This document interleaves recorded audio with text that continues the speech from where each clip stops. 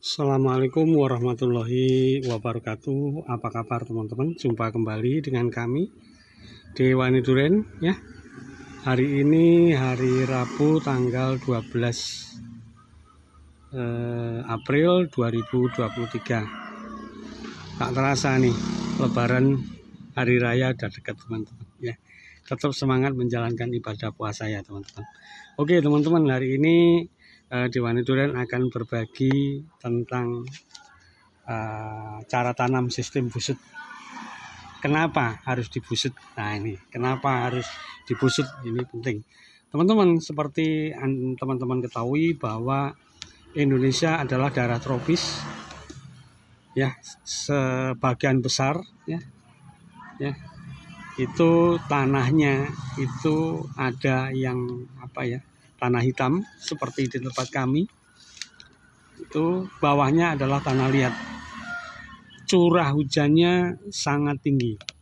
Nah, curah hujan yang sangat tinggi ketika menyentuh tanah liat, itu air sulit untuk hilang, teman-teman. Jadi tanah clay atau tanah lempung liat itu adalah sulit sekali air itu hilang. Karena itu ya, selama ini ya sering kita temui ya orang berkebun tanam misalnya di lahan sawah ya, kebanyakan itu mereka digali lubang atau di pekarangan digali. Itu sudah sama saja nanti menggali kuburnya bibit durian. Apalagi ya mereka biasanya tanam itu di musim penghujan. Jadi sama saja ya, karena akar durian itu berbeda dengan akar pohon yang lain, yaitu lateral sedalam 45 cm. Itu yang harus kita jaga teman-teman, jangan sampai kerendam dan kerendam atau kekeringan. Nah, karena itu ya, karena kondisi seperti ini, maka sistem busut adalah salah satu solusi paling tepat untuk lahan yang datar. Miring pun juga perlu dibusut teman-teman, menurut kami ya. Tetapi terutama lahan yang datar, sistem busut adalah solusi yang paling tepat ya. Kenapa paling tepat teman-teman? Ya itu tadi, yang pertama tadi itu ya, karena curah hujan tinggi dan tanah di Indonesia kebanyakan ya itu adalah tanah liat seperti di tempat kami ini. Nah ini busutnya lumayan lebar ya. Dulu tingginya kurang lebih 90 cm, tapi ada penurunan teman-teman pasti. Nah, kalau ditanya apa sih kelebihannya sistem busut itu? Ya, banyak sekali teman-teman. Ya, banyak sekali kelebihan dari sistem busut itu setelah kami coba praktekkan di lapangan. Yang pertama adalah zona akar tetap terjaga ya dari rendaman air. Ya. Karena apa? Kita buat naik ke atas sehingga kalau misalnya ya tanah liat tadi di bawah itu ngandung air, itu mudah sekali kering. Jadi tidak sampai merendam akar yang 45 cm tadi. Ya. Itu teman-teman yang pertama. Kemudian zona perkaran lebih cepat kering. Ya, lebih cepat kering. Jadi kalau kita mau mengeringkan lebih cepat, lebih mudah daripada kalau tidak ditanam tidak dengan sistem busut ya. Yang ketiga itu adalah lebih tahan terhadap bakteri tular tanah yang sering membuat banyak masalah pada tanaman kita teman-teman. Itu yang ketiga. Kemudian di fase generatif ya, mudah meningkatkan hormon auksin yang membantu mempercepat pembungaan ya. Itu teman-teman. Jadi yang keempat adalah pada fase generatif mudah meningkatkan hormon auksin untuk pembungaan. Itu yang keempat.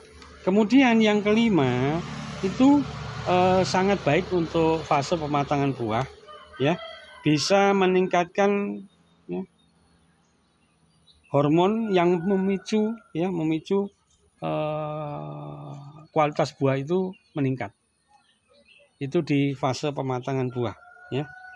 Nama hormonnya adalah jamonic acid ya, yang bisa meningkatkan kualitas dari buah yang dihasilkan pohon durian. Kemudian dengan sistem busut itu juga teman-teman ya, itu porositas tanah itu tinggi. Karena apa? Sirkulasi udara itu berjalan dengan baik ya, berjalan dengan baik. Coba teman-teman perhatikan misalnya tanah yang di bawah ini ya, dibandingkan dengan yang busut itu, pasti sirkulasinya jauh lebih baik ya, sirkulasinya jauh lebih baik. Itu yang ke-6 ya. Yang ke-7, mencegah resiko kanker batang. Jadi tanaman dengan sistem busut itu ya, salah satu alternatif solusi yang bisa mencegah terjadinya kanker batang pada tanaman. Karena apa? Ya karena 6 hal tadi di atas. Tanaman jadi sehat ya. Tanaman kalau sehat itu tidak mudah terserang penyakit teman-teman ya. Tanaman yang sehat itu tidak mudah terserang penyakit. Itulah teman-teman ya, 7 kelebihan dari sistem busut. Nah, sekarang balik, ada yang bertanya, kekurangannya apa? Kekurangannya apa? Yang pertama, biayanya mahal ya. Tapi menurut saya tetap sebanding dengan manfaat yang didapat ya. Kekurangannya itu. Kemudian yang kedua itu pengairan atau irigasi harus benar-benar diatur dengan benar. Kalau tidak, tingkat resiko matinya tinggi sekali. Nah, tak kasih contoh nih teman-teman ya. Jadi kalau sistem busut ini ya, itu teman-teman harus paham benar bahwa 45 cm tadi tidak boleh kekeringan, tidak boleh kerendam. Nah, ketika kita menyiram, kita harus bisa memastikan ya bahwa air itu bisa masuk sampai sedalam 45 cm. Jadi ini yang harus dijaga. Jadi kekurangannya 2 teman-teman ya. Kekurangannya 2, kelebihannya 7, mungkin lebih banyak ya.